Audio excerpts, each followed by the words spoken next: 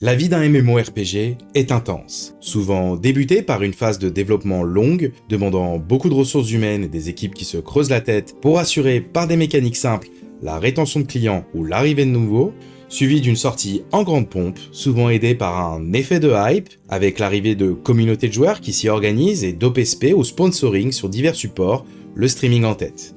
Pourtant, après tout ça, il est possible pour un MMORPG de mourir. Le décès peut intervenir à cause de divers facteurs, le plus commun est que le studio peine à créer du contenu pour assurer une rétention de joueurs suffisante ou par des mécaniques répétitives. Nous sommes à une période du jeu vidéo où l'offre est immense et changer de jeu se résume souvent à cliquer sur une ligne de votre bibliothèque sur n'importe quel store. La démat a donc permis que la consommation rapide soit aussi devenue une habitude dans notre hobby. Bien sûr, comme cité plus haut, le manque de renouvellement dans le contenu peut rentrer en ligne de compte le plus souvent, en cause les quêtes dites FedEx qui impliquent aux joueurs de devoir partir d'un point A vers un point B. Le farm intensif, qui est une composante en endgame, participe aussi au départ des joueurs, donc des clients. Me vient en tête les run chests de New World ou les donjons mythiques de WoW. Depuis 2004, beaucoup de MMORPG sont sortis avec une ambition, mettre à terre celui qui a réuni les joueurs, qui a été le maître étalon du genre, celui qui aura marqué les esprits du grand public en popularisant ce genre de jeu, le bien nommé World of Warcraft. Nous avons tous le souvenir de ces MMO sortis avec l'appellation WoKiller. Les services marketing se faisaient une joie de montrer que Blizzard n'avait pas le pouvoir de tenir face à de nombreuses propositions de gameplay et d'univers, mais il en fut tout autrement. Souvenez-vous, Age of Conan, Lord of the Rings Online, Guild Wars et bien d'autres, des MMO bien sûr toujours en vie, mais dont la communauté tend à se réduire au fil des années, malgré de belles mises à jour, du contenu en grande quantité, et un bon pool de joueurs fidèles qui reviennent sans cesse prendre les armes. Mais pour d'autres, l'histoire est différente. Pas de passage en free-to-play, pas de communauté assez importante pour payer les équipes de dev et les serveurs, bref, pour cela, une seule issue, la mort. Quand cela survint, nous sommes soit surpris, soit extrêmement déçus, soit nous constatons amèrement que nous ne sommes pas les propriétaires des 10 jeux et que, malgré l'avoir acheté, nous n'avons plus accès à ces univers. Nous allons voir ici et maintenant comment ramener à la vie un MMO unique en son genre peut permettre de lui donner une seconde chance et de retrouver son public d'autrefois, bien plus vieux et bien plus blasé. Salut à tous, c'est l'ami Molette, et aujourd'hui, retour vers Warhammer Online.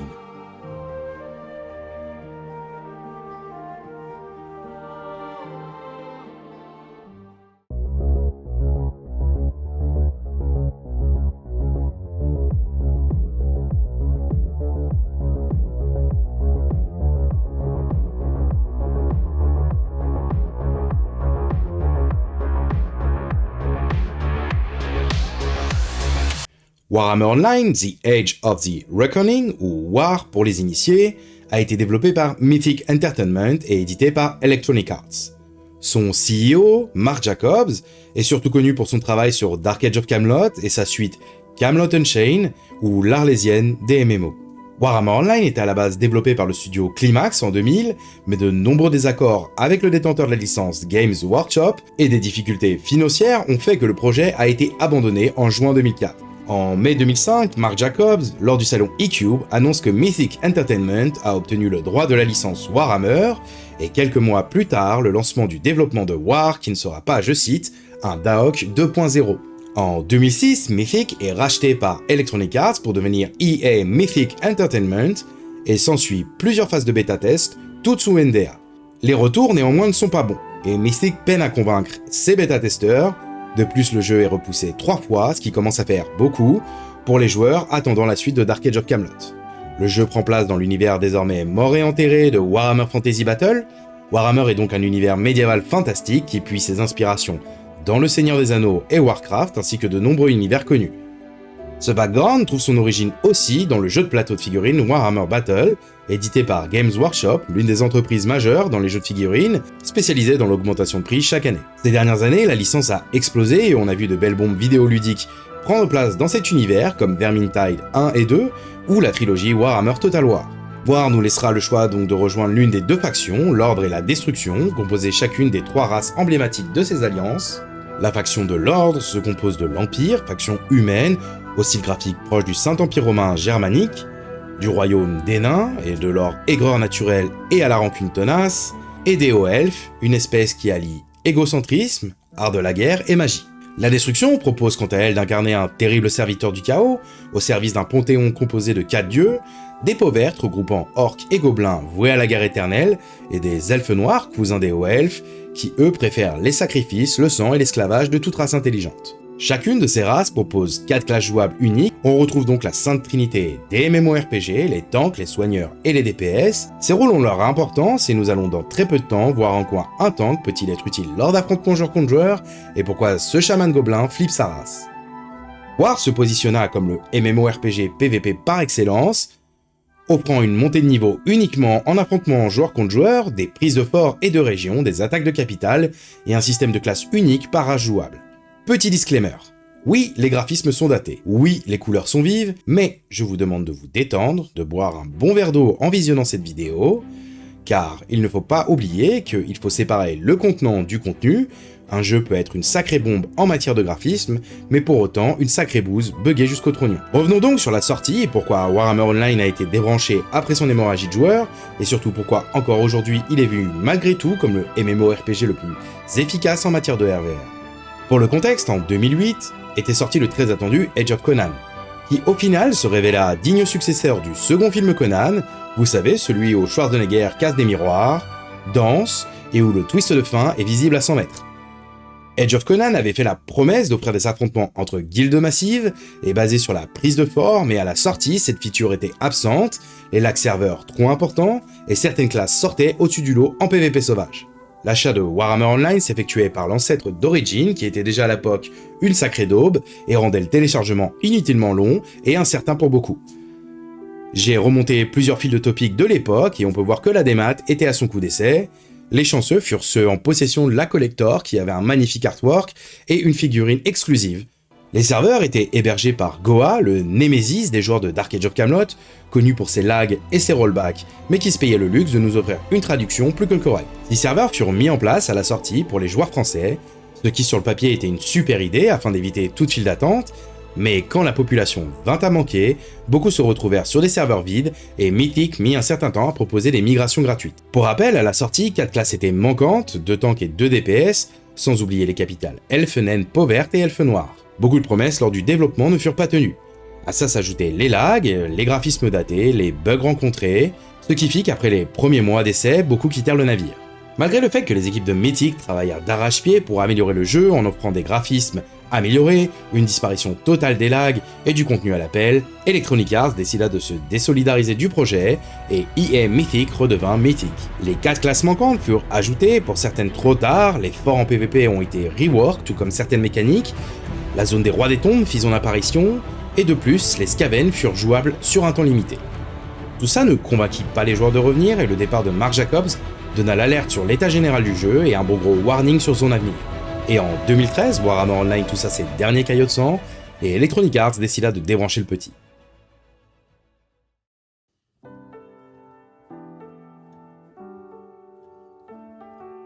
Mais en 2014, une équipe de nécromanciens ultra motivés ramena à la vie Warhammer Online tout en le renommant Return of the Reckoning. Return of the Reckoning est donc, je vous le donne en mille, Warhammer Online en mieux, en plus profond et surtout sans les ajouts inutiles de gameplay qui ont lieu sur ces dernières années d'exploitation. Raw pour les intimes est donc le summum du serveur privé, avec beaucoup de joueurs, peu importe l'heure, du contenu qui ne cesse d'arriver et de nombreux updates pour équilibrer le tout. Les classes, le leveling, le système de set d'équipement ont été revus, la séparation entre les joueurs améliorée, et désormais le jeu est bien plus équilibré qu'il ne l'était. Roar est le meilleur moyen pour se remettre à War et vivre à nouveau ce jeu unique et son ambiance. J'ai donc décidé de tourner ces vidéos avec un parti pris vers cette nouvelle mouture, et non l'ancienne car les serveurs officiels ont fermé et l'exploitation de Roar est tolérée par les ayants droit. Ce serveur international permet à tous de se regrouper dessus sans débourser un copec, avec une montée de niveau fluide et une capacité de 3000 joueurs. Le pic actuel se situe entre 1000 et 1500 joueurs aux heures de prime time européen. Maintenant, voyons en quoi Warhammer Online est le meilleur MMORPG du moment en matière de PvP et RVR. Déjà, à n'importe quelle heure, vous trouverez du monde à affronter. Je vis par exemple mon emploi de Warhammer Online comme une connexion à Overwatch. Je me connecte, je pars en combat et je déco quand ça ne m'amuse plus. Entre nous, c'est très rare. Le RVR, ou Royaume contre Royaume, est donc le mode de jeu phare de Warhammer Online. C'est là où les affrontements entre joueurs ont lieu dans des zones ouvertes avec des objectifs à capturer, et chaque ennemi mis au sol vous offrira des points d'XP, des points de renommée, et dans certains cas du stuff. Ce qui permet donc dès le niveau 1 de passer au niveau maximum sans toucher à un seul aspect, PvE. Le gameplay est proche de WoW avec du tab targeting et des skills qui consomment des points d'action. Cette barre d'action point est donc consommée à chaque usage de skill, mais certaines classes utiliseront d'autres ressources en plus pour leurs actions, avec des mécaniques se rapprochant de la rage du guerrier pour certains, ou un système de soins plus puissant si du dégât est réalisé en amont. Ce système permet donc de construire son DPS sans être à court de capacité. De plus, les sorts de morale font office d'ultimate à Overwatch, et les tactiques, qui sont des pouvoirs passifs, peuvent s'ajouter pour rendre votre personnage unique dans son gameplay. Pour les classes, vous verrez donc les habituels soigneurs, mais chacune des 3 classes de soins ont leur spécificité. Nous n'allons pas rentrer dans le détail dans cette vidéo, je vous invite à contacter les joueurs pour savoir leurs différences. Le tank est un rôle dit de support et est primordial en RVR, car le jeu possède un système de body block, à savoir que vous ne pouvez pas traverser vos adversaires, et vous pourrez donc bloquer l'avancée ennemie dans des terrains accidentés, comme le font les Spartiates dans le film fantastique 300. C'est un rôle qui est là pour aider les autres et non pas pour briller sur le DPS meter avant tout. Quant aux DPS, ils existent en 2 catégories. La première catégorie sont les DPS corps à corps qui vont pouvoir cleave ou briser les armures des adversaires, et la deuxième ce sont les DPS distance qui vont pouvoir avoiner lentement mais sûrement, et ainsi permettre au groupe d'avancer. Néanmoins, on ressent le côté massif de ce jeu, les affrontements sont sans pitié et de grande taille, et souvent il est possible de contrer un ennemi en surnombre en suivant les bons calls. Grâce à de bons leads et des alliés sur qui vous pouvez compter, vous pourrez vivre de grands moments de jeu multijoueurs. Aujourd'hui, sur Roar, la faction Destruction est la plus populeuse. À vous qui m'écoutez, je vous invite à rejoindre les rangs de l'ordre pour équilibrer tout ça et rendre l'expérience encore plus plaisante. Nous allons voir désormais quelles sont les activités à votre disposition pour monter votre personnage du niveau 1 au niveau 40 et comment vous procurer de l'équipement. Ce chapitre, j'espère, sera assez clair pour vous et vous permettra de comprendre comment rejoindre les communautés.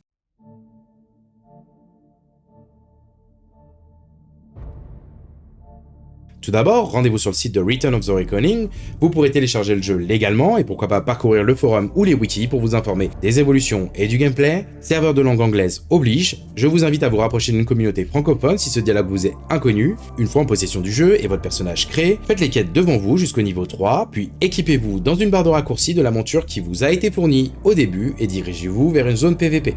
À partir de là, vous pourrez faire du RVR tranquillement ou avec un groupe, ou partir en scénario pour enchaîner rapidement et trouver plus facilement de l'équipement. Au cours de vos combats contre d'autres joueurs, vous gagnerez des Warcrest, cette monnaie que je vous conseille de conserver, servira plus tard à vous acheter du stuff. À côté de ça, en combat PVP, vous looterez de temps en temps des pièces d'équipement, vous pourrez aussi en acheter auprès de votre Rally Master une fois la barre d'influence de la zone PVP remplie. D'autres vendeurs sont présents et peuvent vous vendre contre-pied des pièces d'argent de l'équipement. Il existe un guide en anglais pour s'équiper intelligemment pendant sa phase de leveling, le lien sera dans la description. Warhammer Online est un MMORPG basé donc sur les niveaux d'XP de votre personnage, la barre orange, les niveaux de renom qui sont une XP PVP, la barre violette, et les divers niveaux d'influence des zones où vous évoluerez, la barre cyan, qui rappelle les réputations de World of Warcraft. Le niveau maximal de votre personnage est de 40, pour le renom il sera de 80 et pour aller au-delà, l'influence ou réputation se décompose en une barre segmentée en 3 étapes, chaque région PVP et chapitre de l'histoire PVE aura son influence propre et donc ses récompenses à débloquer.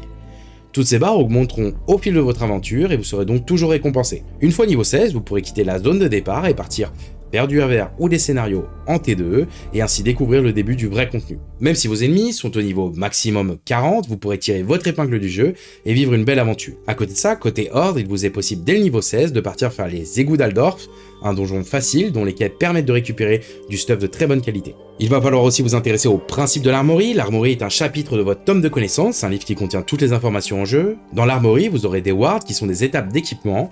Il est obligatoire de remplir une ward pour équiper le stuff qui va suivre. Au niveau 35, la quête épique Beastlord vous demandera un groupe de 6 joueurs aguerris afin de chasser 4 boss élites.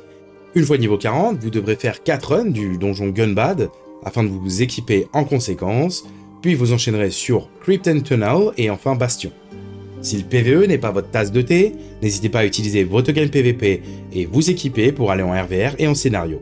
Cela rendra juste un peu plus lent votre obtention des derniers sets, mais sera peut-être plus intense, et moins buggé. N'oubliez pas aussi qu'il est important de comprendre sa classe, son arbre de talent et de toujours écouter le lead en raid RVR afin de maximiser vos chances. War est un jeu multi et chaque personne compte, et ce qu'il faut avant tout c'est se soutenir et s'entraider pour atteindre la victoire.